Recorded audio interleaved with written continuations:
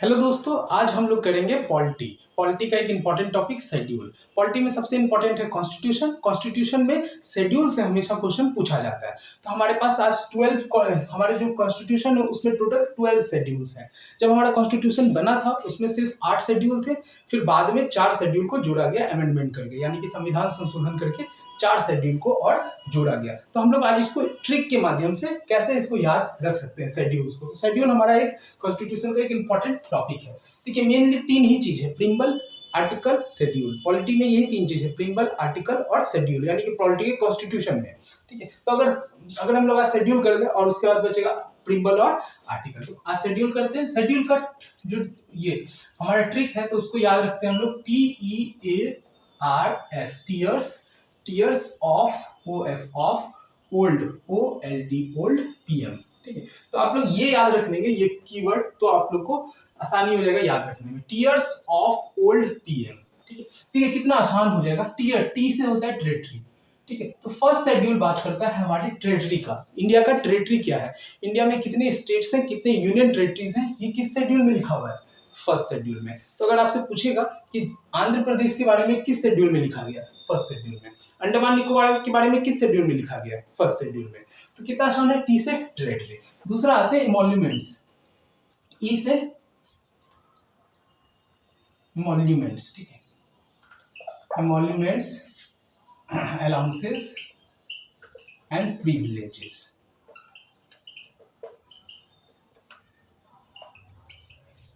तो कोई भी जॉब करता है तो उसको इमोल्यूमेंट्स मिलते हैं। इमोल्यूमेंट्स मतलब होता है सैलरी या तनख्वाह। ठीक है, तो सैलरी मिलते हैं, कुछ अलाउंसेस मिलते हैं, कुछ प्रिविलेजेस मिलते हैं। तो जैसे हमारे संविधान में बहुत सारे संवैधानिक पद हैं, जैसे प्रेसिडेंट, प्राइम मिनिस्टर, जज, CAG। ठीक है, तो इन सबके सैलरी क्या होंगे, ये किस शेड्यूल में लिखा गया, सेकंड शेड्यूल में। इनको क्या क्या अलाउंसेस मिलेंगे, ये किस शेड्यूल में लिखा गया, सेकंड में।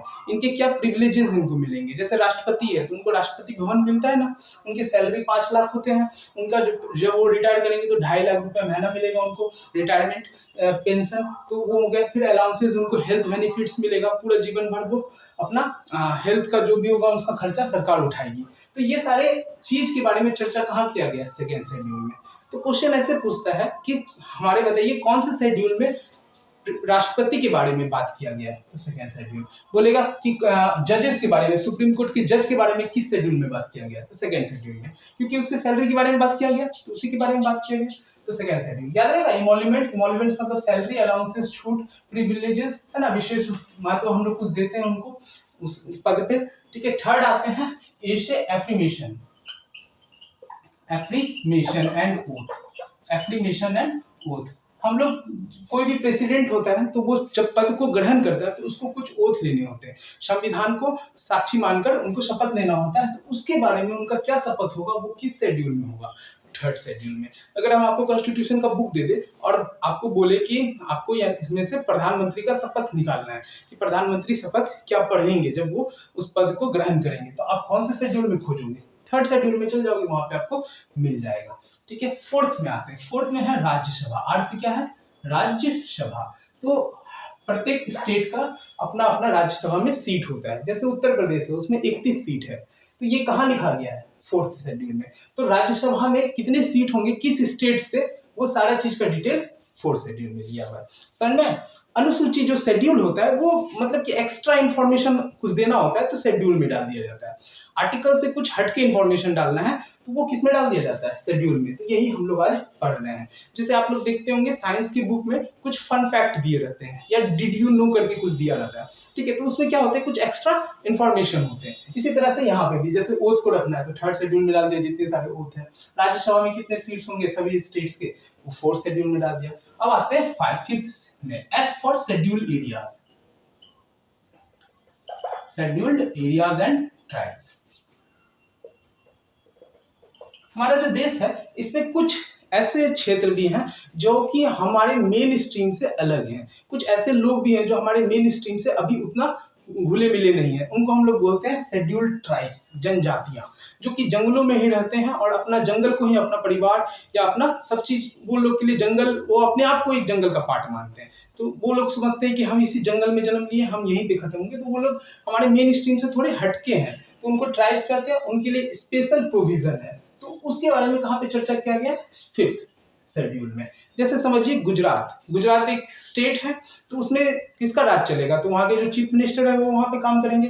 लेकिन उस स्टेट में कुछ ऐसे भी क्षेत्र हैं, जैसे गिर फॉरेस्ट हो गया, या कुछ ऐसे क्षेत्र हैं जहाँ पे ट्राइब्स रहते हैं। अब इनका जो राइट्स है उनका हनन नहीं होना चाहिए। इनके जो जंगल है, इनको जंगल में अगर ये रहना चाहते हैं तो वहीं पे उनको व्यवस्था किया जाए उनके राइट्स का। यानी कि इनका ये जो ट्राइब्स हैं इनका भी तो अपना कल्चर है, इनका भी अपना हेरिटेज है, तो उनको हम लोग को क्या करना है? सम्मान करना है। इसी के सम्मान में इनके लिए स्पेशल प्रोविजन किया गया है, जिसके बारे में 5th शेड्यूल में लिखा गया है। समझना है? शेड्यूल एरियाज और ट्राइब्स के बारे में। और ये शेड्यूल एरियाज और ट्राइब्स हमारे जो है मेनली 10 स्टेट्स के बारे में लिखा गया है। ये जो जनजातियां हैं ये हम लोग के पाए जाते हैं गुजरात में, राजस्थान में, मध्य प्रदेश में, उड़ीसा, छत्तीसगढ़, झारखंड, हिमाचल प्रदेश, महाराष्ट्र, तेलंगाना और आंध्र प्रदेश। तो ये 10 स्टेट जो है इसमें पाए जाते हैं। तो इन 10 स्टेट्स के शेड्यूल एरियाज और ट्राइब्स के बारे में 5th शेड्यूल में लिखा गया। और 4 स्टेट बच जाते हैं जहां की जनजातियों के लिए स्पेशल प्रोविजन किया गया है, उनके बारे में 6th शेड्यूल में कहा गया। तो 6 में ओ से हो गया अदर स्टेट। ठीक है, तो इसमें से क्वेश्चन पूछ देता है अदर स्टेट 6th शेड्यूल में किस स्टेट के बारे में चर्चा किया गया? इसमें से नहीं पूछता है, लेकिन आपको हम फिर भी 10 स्टेट का नाम बता दिए थे। गुजरात, राजस्थान, मध्य प्रदेश, छत्तीसगढ़ 4 हो गया, आंध्र प्रदेश, तेलंगाना 6, हिमाचल प्रदेश 7, उड़ीसा, झारखंड 8, 9 और एक कौन छूट गया? मध्य प्रदेश, छत्तीसगढ़, उड़ीसा, तेलंगाना, आंध्र प्रदेश है ना, और एक कोई छूट गया, मिस कर गया। ठीक है, तो हाँ महाराष्ट्र। ठीक है, तो महाराष्ट्र 10। तो total 10 schedule areas and tribes हो गए। और 4 जो है इसमें नाम दे दिया गया है। ठीक है, ये 4 जो है ATMM से आप लोग याद कर सकते हैं। यानी कि ए से हो गया असम, टी से हो गया त्रिपुरा, मेघालय और मिजोरम। तो असम के जो ट्राइब्स हैं उनके बारे में स्पेशल प्रोविजन, उनके प्रोविजन के बारे में किस शेड्यूल में लिखा गया? 6th शेड्यूल में। त्रिपुरा के जो ट्राइब्स हैं ये लोग और भी ज्यादा पिछड़े हैं, है ना। इन लोग में अभी मेघालय में आप लोग को पता होगा कि वहां पे प्रॉपर रेलवे नेटवर्क भी नहीं है, तो समझ सकते हैं कितना वो पिछड़ा इलाका है। तो इन लोग के लिए स्पेशल प्रोविजन किया गया है 6th शेड्यूल में। तो आपसे क्वेश्चन क्या पूछेगा कि इनमें से किसके बारे में 6th शेड्यूल में नहीं लिखा गया है? तो 4 स्टेट दे देगा, इसमें से 3 दे देगा और कोई तीसरा चौथा दे देगा।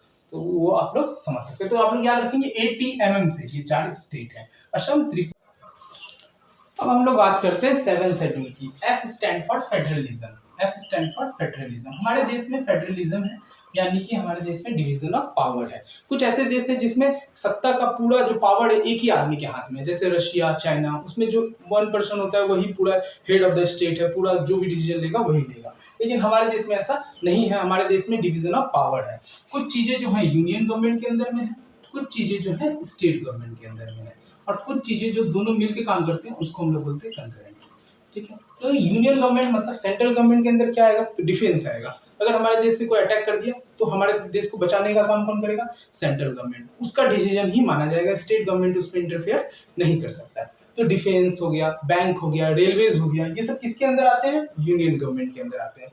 कुछ चीजें हैं जो जिसको स्टेट कंट्रोल करता है, जैसे पुलिस। आप लोग जानते होंगे बिहार पुलिस, यूपी पुलिस, तो उसको कौन कंट्रोल करता है? स्टेट। उसमें सेंट्रल गवर्नमेंट नहीं कर सकता इंटरफेयर। ठीक है, उसी तरह से एग्रीकल्चर, इरिगेशन, ये सब चीज को कौन देखता है? स्टेट देखता है।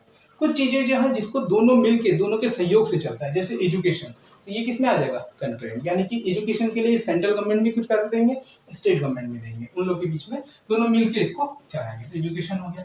आते हैं हम लोग 8th शेड्यूल में, जो सबसे फेमस है। 8th शेड्यूल बात करता है ऑफिशियल लैंग्वेजेस की। ऑफिशियल लैंग्वेजेस, तो हमारे देश में बहुत सारे भाषा हैं। उस भाषाओं में से सिर्फ 22 भाषाओं को ही हमारा कॉन्स्टिट्यूशन रिकॉग्नाइज करता है। यानी कि इतनी सारी भाषाओं में सिर्फ 22 भाषाओं को ही हमारा कॉन्स्टिट्यूशन रिकॉग्नाइज करता है। ये 22 भाषाएं कौन है? तो हम लोग कैसे याद रखेंगे? तो 3 भाषा के से है, कश्मीरी, कन्नड़, कोंकण।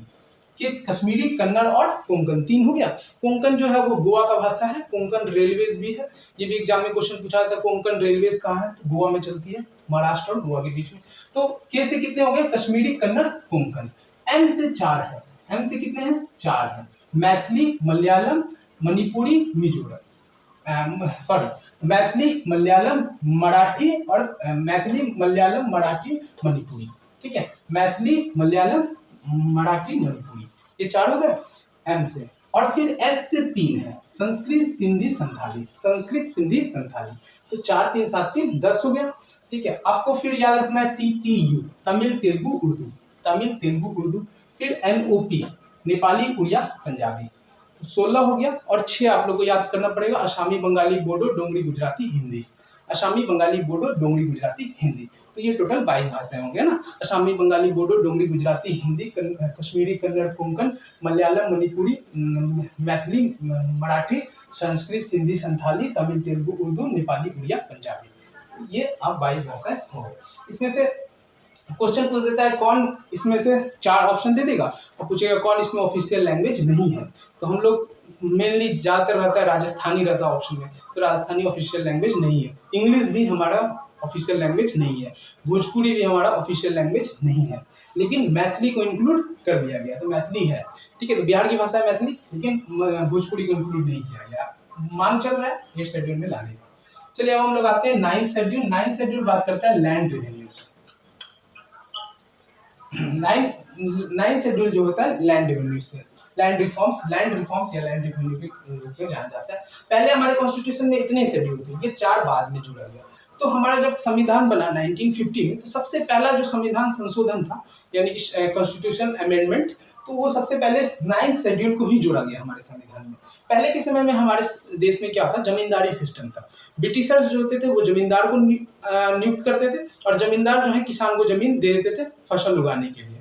तो हमारे पहले देश में ऐसा ही सिस्टम था। तो किसान जो है उसका वो अपना जमीन तो है नहीं, वो जमींदार का जमीन है, उस पर वो खेती करता था, तो वो मजदूर हुआ ना। और किसान उस मोटिवेशन से वर्क नहीं करेगा, जैसे अगर उसका अपना जमीन होगा तो वो उसमें ज्यादा मेहनत करेगा, है ना। किसी और का जमीन रहेगा तो वो उतना उसके पास मोटिवेशन नहीं रहेगा। क्या होगा, वो सोचेगा कि दूसरे का जमीन है, कितना भी होगा टैक्स दो इधर दो, तो उसके लिए वो क्या होगा, अंदर से फील नहीं करेगा कि नहीं हमको मेहनत करना चाहिए। अपना जमीन होगा तो वो उस जमीन पे दूसरे से लोन भी ले सकता है, अपना 100% देगा। तो सबसे पहले हमारा देश से क्या किया गया, लैंड रिफॉर्म्स लाया गया, जिसमें कि जमींदारी सिस्टम को खत्म कर दिया गया और लैंड रिफॉर्म्स के नए नए कानून बनाए गए। तो शुरुआत में तो टोटल 18 कानून बनाए, उसके बाद अभी 285 के आसपास कानून है लैंड रिफॉर्म से। तो 9th शेड्यूल किसका बात करता है, लैंड रिफॉर्म्स का। ये पूरे जितने भी शेड्यूल हैं इसमें से सिर्फ और सिर्फ 9th शेड्यूल ऐसा है जिसपे हमारा कोर्ट जो है यानी कि सुप्रीम कोर्ट इंटरफेयर नहीं कर सकता है। तो एग्जाम में कई बार क्वेश्चन भी पूछता है कि इसमें से कौन से 12 शेड्यूल में से कौन सा ऐसा शेड्यूल है जिसमें कोर्ट इंटरसेप्शन नहीं कर सकता है। तो हमारा कौन सा शेड्यूल है, 9th शेड्यूल। तो समझ सकते हैं 9th शेड्यूल कितना पावरफुल है। 10th शेड्यूल आता है डिफेक्शन। पहले के समय में क्या होता था, नेता जो था वो पार्टी बदल लेता था, चुनाव जीतने के बाद पार्टी बदल लेता था 1985 के पहले। तो समझिए कि मैं एक नेता हूँ, खड़ा हुआ विकास पार्टी से, समझ लीजिए कोई एक विकास पार्टी है, उससे मैं खड़ा हुआ, इलेक्शन जीत गया, आप लोग हमको वोट दे भी दिए, अब हम जीत गए और फिर हम जाके दूसरे पार्टी में चले गए।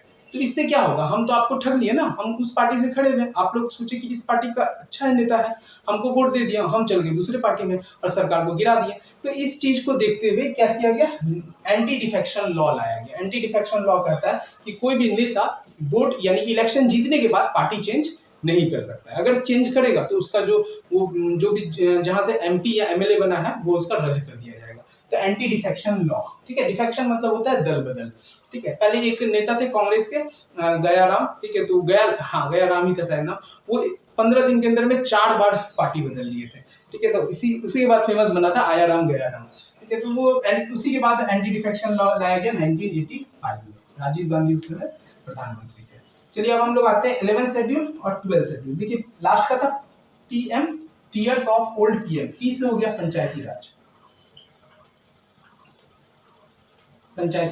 और M से हो गया म्यूनिसिपैलिटी। तो हमारे जो संविधान बना था उसमें तो पंचायती राज को इंक्लूड नहीं किया गया था, इसको काफी बाद में 1992 में इंक्लूड किया गया ना, 1992 में इंक्लूड किया पंचायती राज और म्यूनिसिपैलिटी के लिए। म्यूनिसिपैलिटी शहरों के लिए और पंचायती राज ब्लॉक स्तर पे, है ना, गांव के लिए, जिसमें कि जो गांव का जो एडमिनिस्ट्रेशन है वो मुखिया या सरपंच के द्वारा डील किया जाएगा। तो ये हमारे टोटल 12 जो है शेड्यूल्स हो गए। ये है, आप लोग कितना आसान से याद कर लेंगे, tears of old PM, T से टेरिटरी, E से इमोलमेंट्स, A से एफर्मेशन एंड ओथ और एफर्मेशन दोनों एक ही चीज होता है। जब हम लोग भगवान का कसम खा के बोलते हैं तो वो ओथ कहलाता है, और जब बिना भगवान का कसम खाए बोले तो एफर्मेशन कहलाता है। तो एफर्मेशन एंड ओथ याद रखिएगा। R से राज्यसभा, S से schedule areas and tribes, O से अदर स्टेट, एफ से फेडरलिज्म, वो ये वाला ओ से ऑफिशियल लैंग्वेज, ये 8 में है। टोटल कितने लैंग्वेजेस है? 22, है ना, याद भी हो गया आई होप आप लोगों को। एल फिर 9th शेड्यूल है एल से लैंड रिफॉर्म्स, ठीक है, लैंड रिफॉर्म्स ही कर देते हैं इसको, ठीक है। ये एक ऐसा शेड्यूल है जिसपे कोई भी सुप्रीम कोर्ट जो है इंटरवेंशन नहीं कर सकता। डी से है डिफेक्शन, ई से है पंचायती राज, एम से है म्यूनिसिपैलिटी, ठीक है। एक बार इसको हम इरेज करके तुरंत लिखते हैं, ठीक है। तो इसको हम पूरा तुरंत लिखने की कोशिश करते हैं। देखिए, टी से टेरिटरी, ई से इमोल्यूमेंट्स, एफ नेशन, आर से राज्यसभा, एस से शेड्यूल एरियाज एंड ट्राइब्स, ओ से अदर स्टेट था जिसमें कौन बनाया था? असम, त्रिपुरा, मेघालय, मिजोरम। एफ से फेडरलिज्म,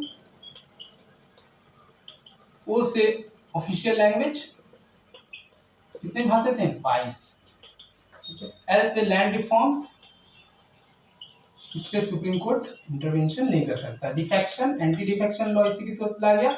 और पी से पंचायती, ठीक है, और एम से म्यूनिसिपैलिटी, ठीक है, म्यूनिसिपैलिटी। पंचायती राज में टोटल 29 सब्जेक्ट है, यानी कि 29 विषय के बारे में इसमें चर्चा किया गया। इरिगेशन कैसे होगा, एग्रीकल्चर, और म्यूनिसिपैलिटी में टोटल 28 सब्जेक्ट के बारे में चर्चा किया है। इसके लिए एक अलग सेपरेट वीडियो रहेगा जब हम आर्टिकल्स पढ़ाएंगे तो, ठीक है। तो ये हमारा शेड्यूल हो गया। आई होप आप लोग को समझ में आया होगा और याद भी हो गया होगा। आप लोग अपने से लिखिएगा एक बार कॉपी में, पक्का याद हो जाएगा। और इससे क्वेश्चन आएगा तो छूटेगा नहीं। आप लोग बोलिए कि एग्जाम में इससे क्वेश्चन आए। चलिए, थैंक यू।